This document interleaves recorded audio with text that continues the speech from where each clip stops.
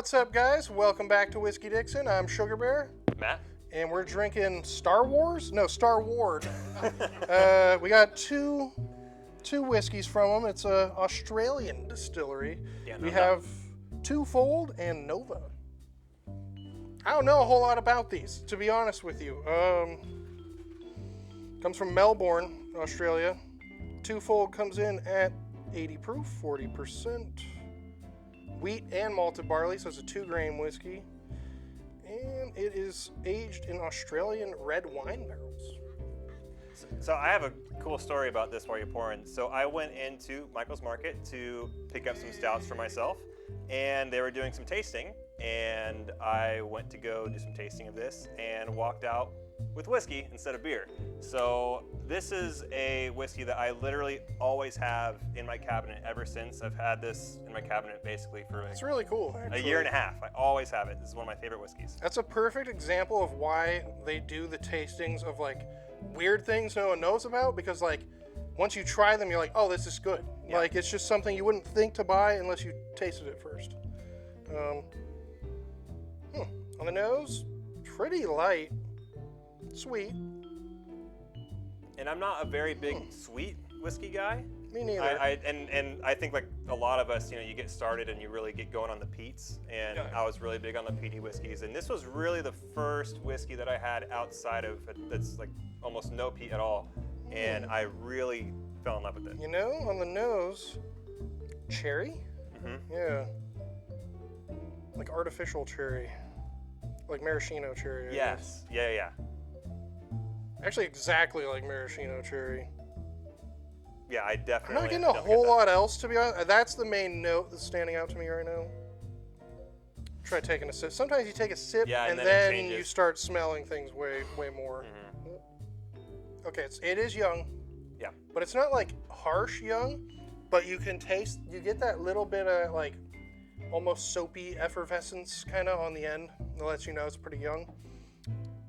And the wheat gives it a much lighter body. Like it Right. makes it a very light, very light whiskey. It's got a finish to it though. It's got,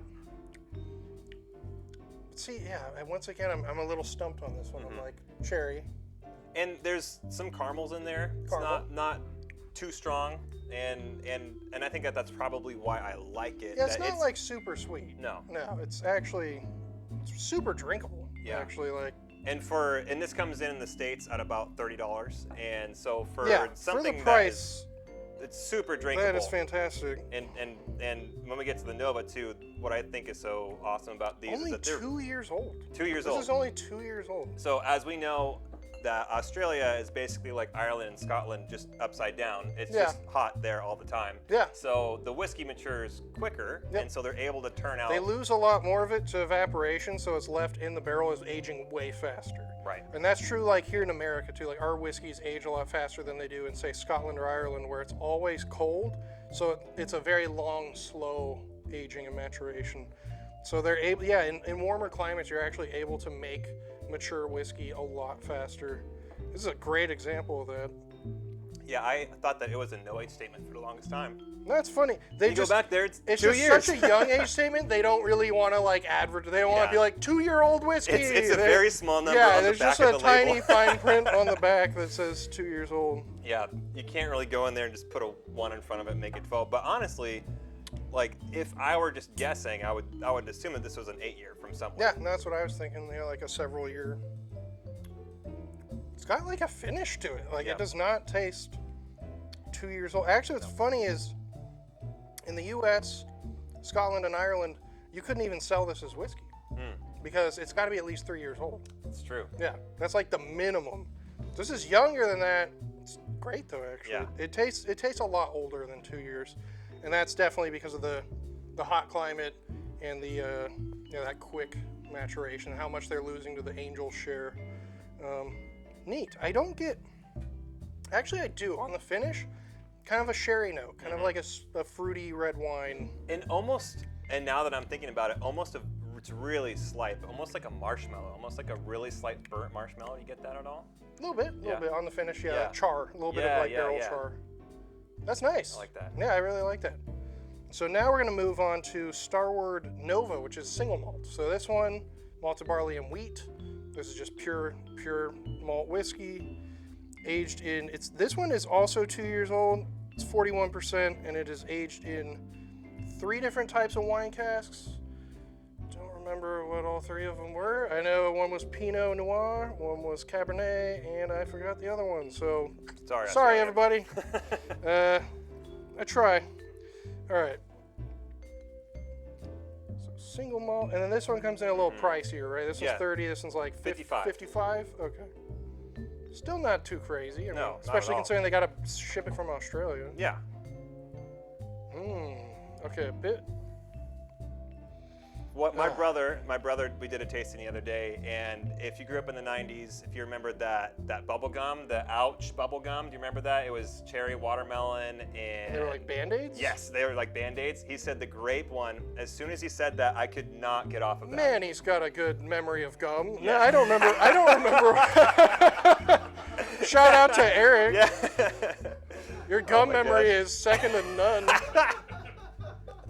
Like, I have no idea what that smells. I know exactly the gum you're talking about. Yeah. I can't remember in my head what that smelled or tasted like. We had a specific childhood memory growing up because it was one of those gums where you would smell it and it smelled so good, and you just put like 4 or 5 of them in your mouth, and it was just the best flavor. It'd be gone in like 90 seconds. Yeah. But you just open up the tin can after it was all gone to try and reminisce on the flavor. So I guess it just locked it in for us. Now when we go for this, It does just smell right there. grapey. Yeah, it's got like a real sweet, like artificial grape note, like purple. It smells purple. it does.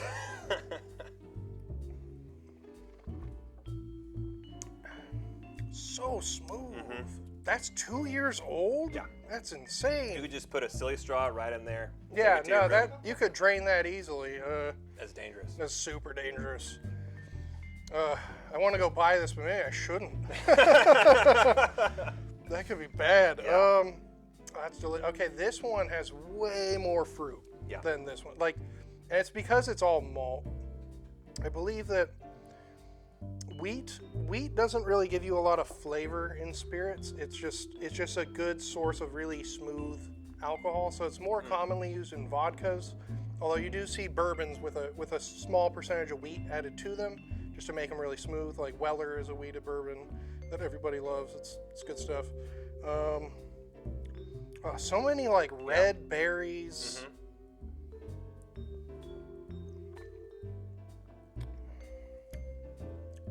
Yeah, grape, raspberry, Yeah, I was gonna say raspberry. like Yep. red raspberry. The tart ones. Yeah, Yeah. yeah. Long finish too. Yeah, it really does. It's not like to me this one is really light bodied. I almost want to say thin. This is very full. This is really like a full on. It's almost like a sherry bomb scotch, like a really heavily sherried Scotch whiskey. And it's one that both I want to drink really fast because it's delicious, but I also just want to. You can sip it and savor it and because it has a pretty long. think finish. on its on its notes, because it does for 2 years. Yeah. That's crazy. Australia's doing something right. It must just be that hot there to where Everything is on fire yeah, always. Yeah. Sorry, Australia. That's delightful. Ah. I say that I always have the twofold in my cabinet just because it's $30. I don't always have this in my cabinet. I don't have nearly as small of a collection as, say, maybe you or Eric, but this is definitely one that when I have enough, this will always be in my cabinet so as good. well.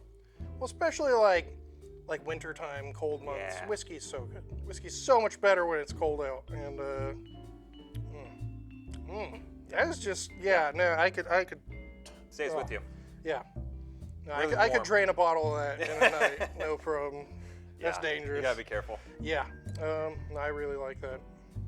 So many good red, like ripe fruit notes. Yeah. And the interesting thing, like it's really unlike a lot of American whiskeys that I've had that are on the sweet end that are just, it's too sweet for me. But this is like, you talk about the bliss point in foods. This is for me the bliss point when it comes to like a nice body. It's got some sweetness, but to me it's like as well-rounded as a whiskey that I want. Well-rounded. I like that. Yeah. No, this is dessert for sure, but like not a overly sweet, but like this falls into that category of like the really good sherry Scotch whiskeys. To me, this is like an Australian sherry bomb, essentially. Something that I could have several glasses of throughout a good amount of time and not it be too sweet, but it's right there. I like it. I like it a lot, actually. Wonder if they make other whiskeys that are available. Maybe we'll need to. I know there's a lot more Australian distilleries. You just don't see their whiskey because we live in America. Yeah. And it's far away, and they don't make that much. Like, actually, Tasmania is known for having some of the best single malt whiskeys in the world. Really? That little island where all the little devil creatures live is supposedly amazing. So send us, Tasmania, send us whiskey, please. I had no idea, because I know there's certain parts of Australia that are really big on their coffee. Like Perth is really big on their coffee. I had no idea that Australia had parts Australia's that were really big on whiskey. It's pretty big. country, actually. Like, there's not a whole lot of people, but it's big. They got a very wide temperature range. You know, they got like snowy mountains. They got lush forests. Most of it is just a hellhole wasteland. Essentially, the middle part is just Mad Max all the time. I feel like this whole episode is basically a backhanded compliment, but that's actually just a backhanded insult to the entire country of Australia. That's every episode, if I'm being honest. Hamish and Andy, if you're watching, sorry, mate. Yeah, shout out to Uncle Terry and Aunt Pam. This is out of Melbourne. I forget if you live in Melbourne or not. I know you moved from Perth. Anyway, shout out. G'day. I don't know, any other final thoughts before we wrap this up? Final thoughts from me.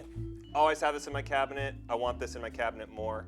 And I really like both, but this is very standout. This is like, for me, that's right in my wheelhouse. That's exactly. And for $55, as you know, very here in the reasonable, States. especially as Scotch prices seem to be going up so much. Start looking for alternative sources for your single malts. Actually, it's for the price, outstanding. Well, if you like this, smash the like button, give us a thumbs up, leave some fun comments, let us know what other Australian whiskeys we need to try. Send us some if you could, that would be rad. I'm Sugarbear. Matt, and we are Whiskey Dixon. Cheers. I don't know what they say in Australia. I think they just say cheers. Yeah. But good day, mate. Good day, mate. Cheers. Whiskey Dixon. Keep on drinking.